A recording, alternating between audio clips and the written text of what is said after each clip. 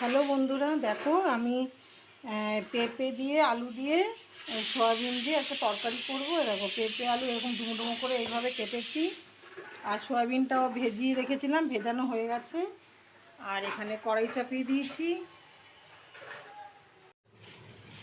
দেখো বন্ধুরা, এই যে এখানে সাদা জিরে আর তেজপাতা, এটা তেলের মধ্যে ফোড়ন দেব। আর তারপরে একটুখানি ভাজা ভাজা হবে।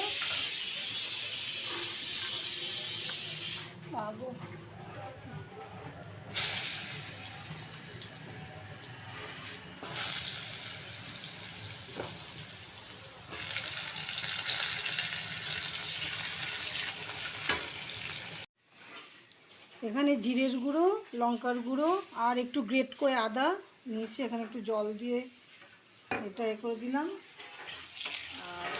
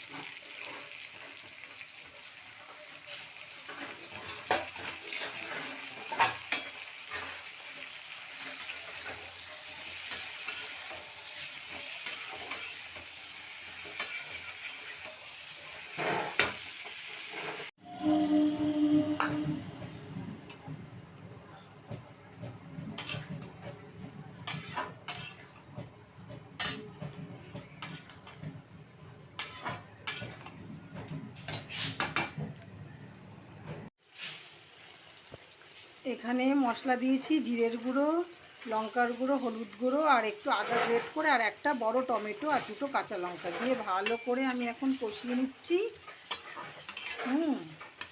এর একটু মিষ্টিও দিয়েছি অল্প করে। ভালো করে কষিয়ে নেব, তারপরে অল্প করে জল দিয়ে দেবো। দেখো বন্ধুরা, আজকে রান্না করেছি, দেখো ডাল, এখানে হচ্ছে মুগ ডাল করেছি, এটা পেঁপে দিয়ে ঝিঙে দিয়ে ডাল, মুগ ডাল, তার মধ্যে ধনেপাতাও দিয়েছি। আর এটা করেছি সয়াবিন আলু তরকারি, তার পেঁপে দিয়ে আলু দিয়ে সয়াবিন দিয়ে একটা তরকারি। এতে গরম মশলা দিয়েছি। আর এই যে এখানে আছে ভাত, তার মধ্যে ভাতে আলু সেদ্ধ দিয়েছি। আজকে আমাদের এই রান্না বান্না।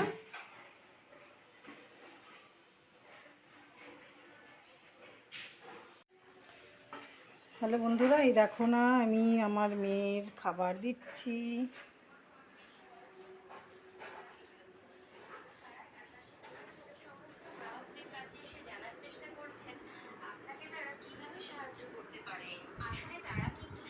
সরকারি কর্মচারী।